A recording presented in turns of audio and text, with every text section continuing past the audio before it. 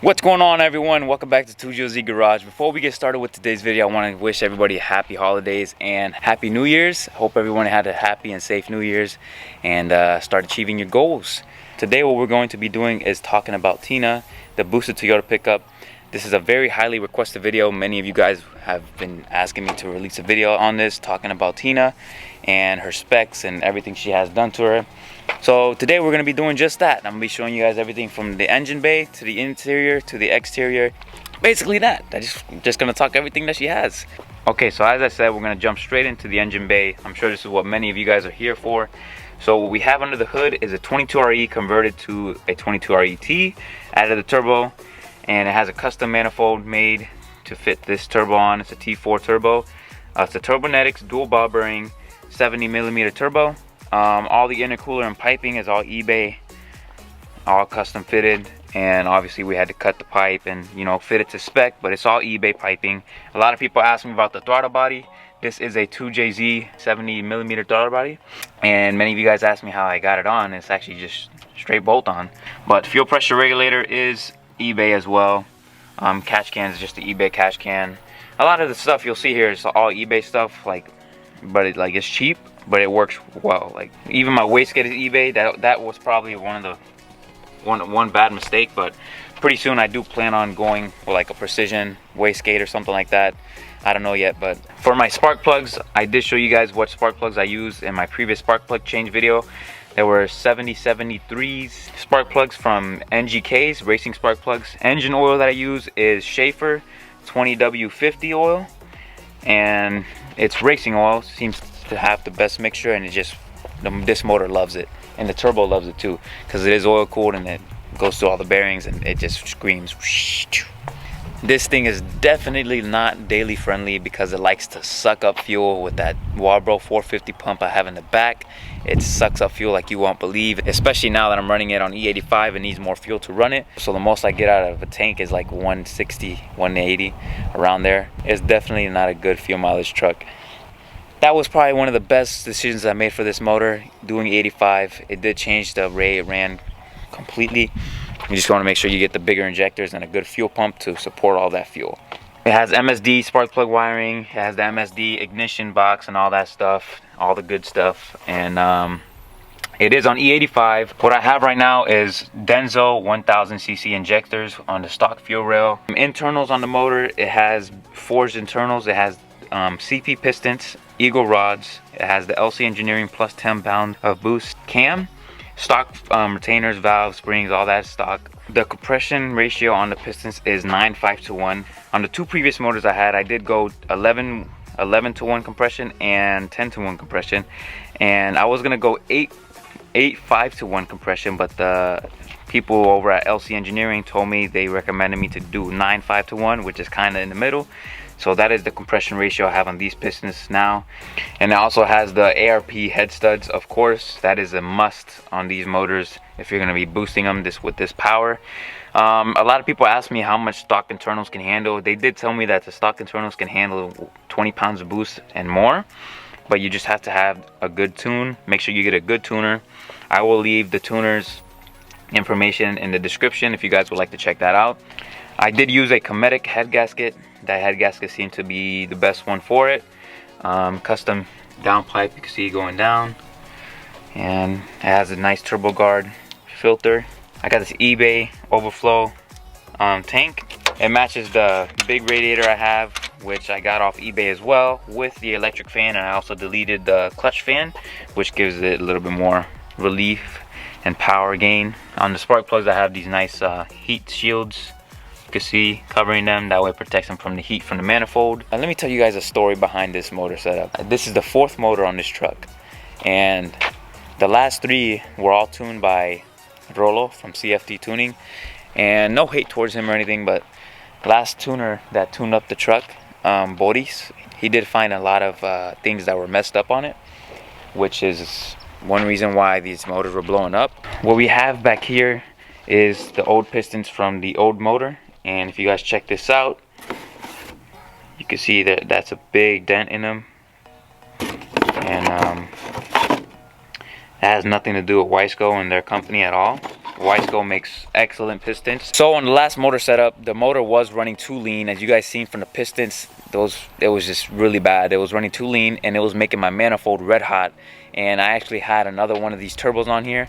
I have it in the garage right now, but it actually smoked the bearings because the manifold got so red hot and the turbo housing got so hot it just melted the bearings in the turbo, so it shot that turbo. So luckily Turbonetics, like, they gave me a little discount on this one. But that is one reason why I had to get a whole nother block, because that other block was bored out too much. By the way, these pistons, this block is 40 bore over. It did have bigger pistons, so instead of being a 2.4 liter, it's now like a 2.6, 2.8 liter, around there. One thing that I do want to do is change my ECU and go fuel tech, and that will allow me to delete my distributor, put coil packs, and I'll get quicker spark, quicker response, and I'll gain some power. I can delete a bunch of stuff, and it's just a lot safer running that. Right now, as I mentioned earlier, I do have a Microtech LT10. It is old school, it works great, but I do want that newer stuff, and it's just a lot safer, a lot more convenient, and it's just a lot of features that I don't have with this Microtech that I would love to have. The only problem is the Fueltech's FT450s, they're just really expensive, and they're just hard to come by used in good condition. So a lot of people want a lot for them, and I just can't afford it at the moment. But yeah, that's some of the future plans I have for this. I want to do that fuel tech, delete the distributor, give me some spark, some coil packs, and get quicker spark. My main goal for this truck was to be at 450, 500 horsepower, and it still is my goal. Right now it's sitting at 350 horsepower exactly, and actually I have a dyno sheet showing that it was at 900 foot-pounds of torque.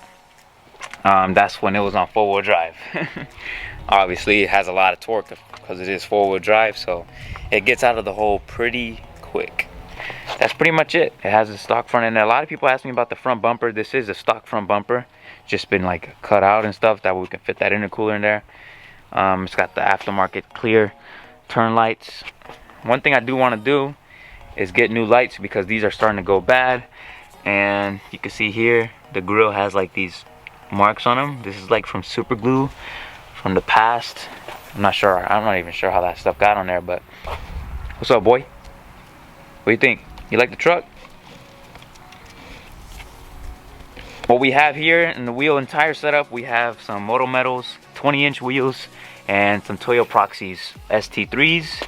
I have Jordan slotted rotors in the front. I just spray painted those calipers red. You can see in the rear as well, they still have the drums, but I do have a rear disc conversion kit coming soon. Hopefully in the near future I will be installing that kit. I would have Jordan slotted rotors in the rear as well. My exhaust setup, I haven't really talked about this much, but what I have is a 3-inch straight pipe all the way to the back. It opens up to a 4-inch pipe, nice chrome polished pipe.